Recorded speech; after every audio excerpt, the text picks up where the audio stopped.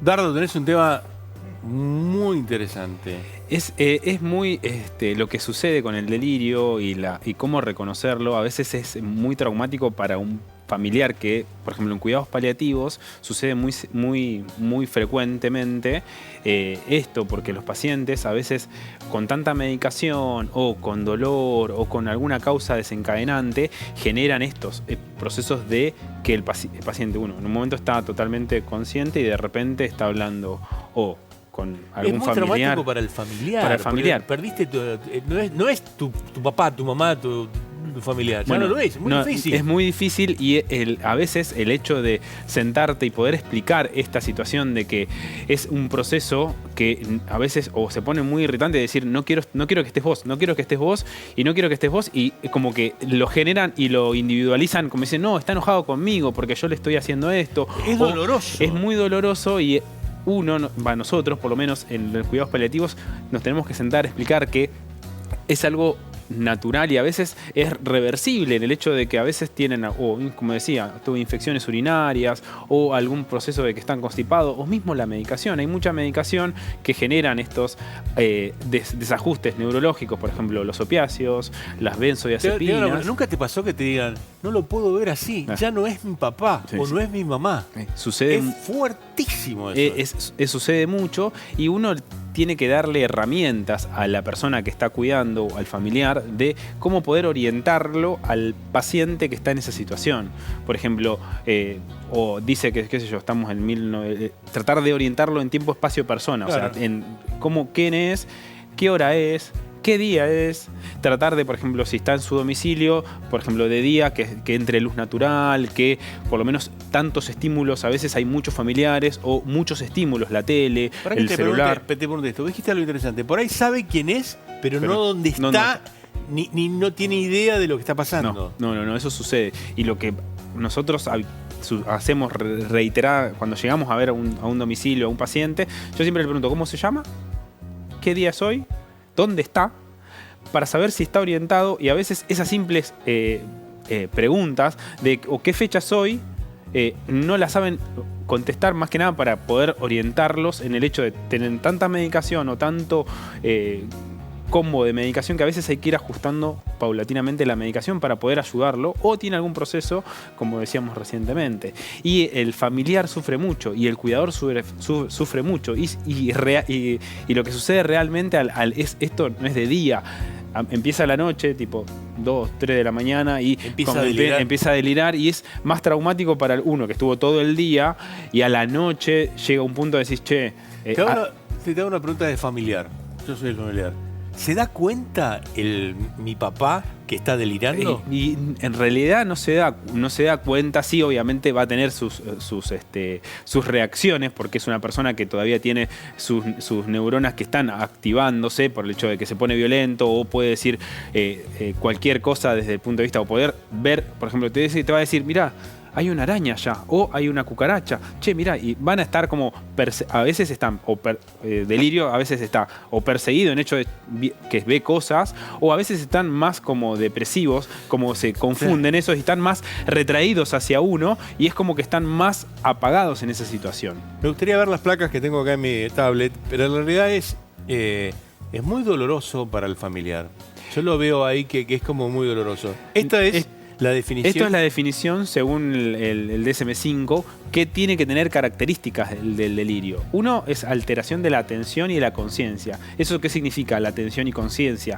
La atención es como, por ejemplo, nosotros dos estamos hablando ahora y tenemos un hilo conductor. Vos me decís, Dardo, esto, yo te respondo, y esa atención de poder estar... consciente de lo que está haciendo, eso lo pierde. Por ejemplo, yo le estoy diciendo, che, mové, hoy es lunes. Che, pero ¿hoy qué día es? Te va a decir lunes. ¿Hoy qué día es? Lunes. Y va a tener ese loop de respuestas continuas. Y por ahí el familiar dicen, che, pero me estás tratando de sonso, por decirlo de una manera. Y no, es algo que la atención de decirle que reciba que hoy es lunes, por decirte un ejemplo, no lo tiene. Pregunta de familiar. ¿Pero va a quedar así mi papá? ¿O va a volver a la normalidad? Bueno, hay que ver la causa del delirio. Si está con un proceso infeccioso o está con dolor o con mucha medicación. Hay que ir viendo porque esto es individualizado. Hay que ver el paciente en sí para ver el diagnóstico. Lo que sucede generalmente son causas secundarias. O sea, no es que es algo que, por ejemplo, el deterioro cognitivo, por ejemplo, el Alzheimer, que es paulatino. O una demencia. Es una demencia que es paulatino y el paciente va a quedar de esa manera. En general, el 50% del delirio es reversible, o con un proceso infeccioso, o tiene una infección urinaria, o, por ejemplo, una retención de orina. Me estás repitiendo mucho la infección urinaria. ¿La infección urinaria te genera delirio? En los pacientes mayores, adultos mayores, es una de las manifestaciones que sienten. No te va a decir, che, me duele, me ardor al orinar, o me siento como que de un momento para otro se desajusta y genera como un, che, no estoy acá, o como se pone, por ejemplo, agresivo. Y esa situación hay que diagnosticarla y ver. Con, por ejemplo, tratamiento antibiótico de la infección urinaria puede revertir la situación. ¿Fiebre te genera también? Y a veces la infección sí, pero en general esto no. Y lo que sucede, la alteración de la conciencia es esto. A veces están muy dormidos, si querés volver atrás para que quede, o están muy dormidos o están, como decía recién, están como hipervigilantes los pacientes. Claro. Están como diciendo, como perseguidos, diciendo, che, me quieren robar, o llamá a Pepito que necesito que traiga esto, por decir un ejemplo. Y son situaciones que se ven muy frecuentemente. Es duro para la familia. Sí. Es durísimo para la familia. Es Bueno, muy, para el que pasó por ese trance, si vos pasaste por un trance así, es muy duro. Es muy duro. Y otra de las características más... estas dos son la atención y la conciencia y el tiempo. En general esto es brusco. O sea, de un momento para otro. Decís, de repente estabas hablando bien con tu familiar y te fuiste a tomar un café y volviste y de repente te estás... Che, recién estuvieron acá... Juan y Pedro y me robaron. Y no te encuentro el celular. Nunca tuvo el celular, nunca entró nadie. Y esa situación... Ahora, esto es muy importante lo que está diciendo, que por ahí le pasó a alguien que está viendo, que es tu ser más querido y lo acusás de que te está robando algo. Sí. Como consejo, como pauta que siempre yo trato de transmitir a los familiares es no confrontar esa situación. Vos me dijiste, me robaste. Bueno, quédate tranquilo.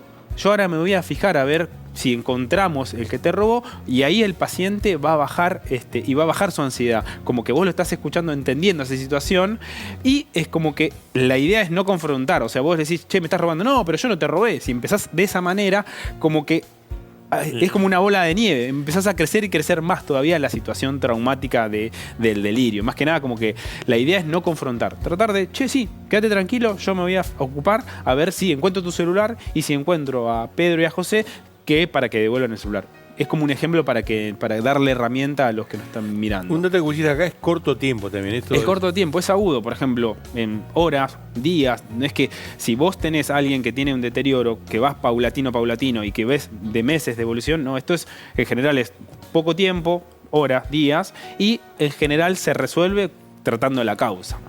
Otra de las cosas que hay que ver es que no tenga alteraciones previamente, o sea, por ejemplo, enfermedad de Alzheimer, alteraciones neurocognitivas previas, Alzheimer, deterioro cognitivo, porque si es, como te digo, si es agudo en el momento ahora, pero si vos venís ya trayendo esto, es distinto al diagnóstico. Tipos de delirio. Los tipos, es lo que decía en el video, o podés estar muy agitado, que es el riesgo esto de que se lastime, que se arranque dispositivos, es más, en la terapia intensiva a veces los pacientes que están se arrancan el tubo, la vía central, eso sucede. Y el delirio, que ese es el hiperactivo, que te das cuenta porque está el paciente loco, por decirlo de una manera. Y el hipoactivo que el paciente no te das cuenta, que está más como si estuviera deprimido, sin ganas de hacer absolutamente nada. Y a veces hay una combinación de las dos. A veces está muy activo y a veces está muy dormido. Así que hay que ver eso para poder controlarlo y tratarlo más que nada. Dardo, hagamos un test, o sea, ¿cómo yo sé que una persona... ¿Cómo podemos hacer? Estos son cuatro tips que podemos tenerlo presente. Si querés ponerlo a pleno para que se vea y la gente lo pueda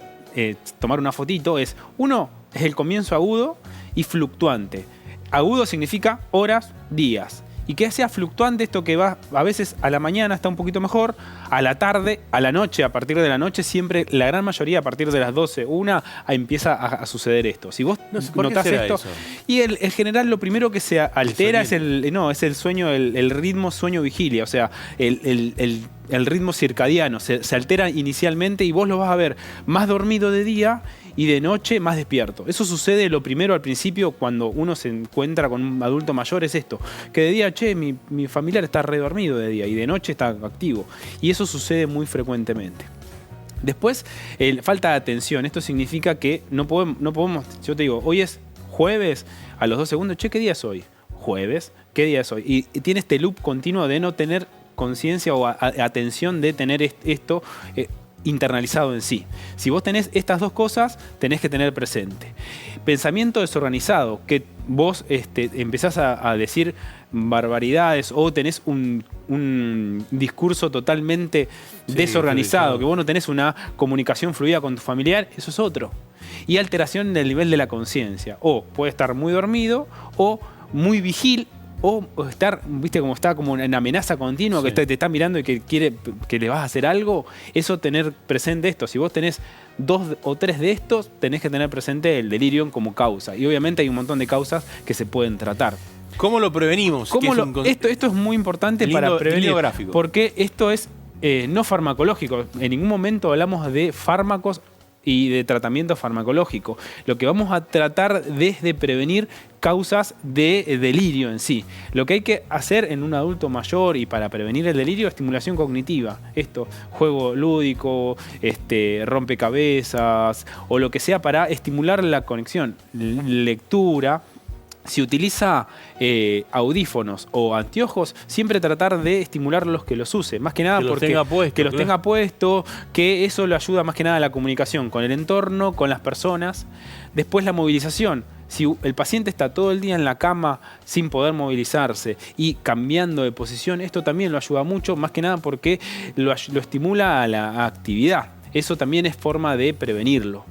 La medicación. Hay un montón de medicación que genera los corticoides, las benzodiazepinas, los opiáceos. Hay un montón de medicaciones que predisponen a los pacientes adultos mayores o cualquier paciente a generar delirio.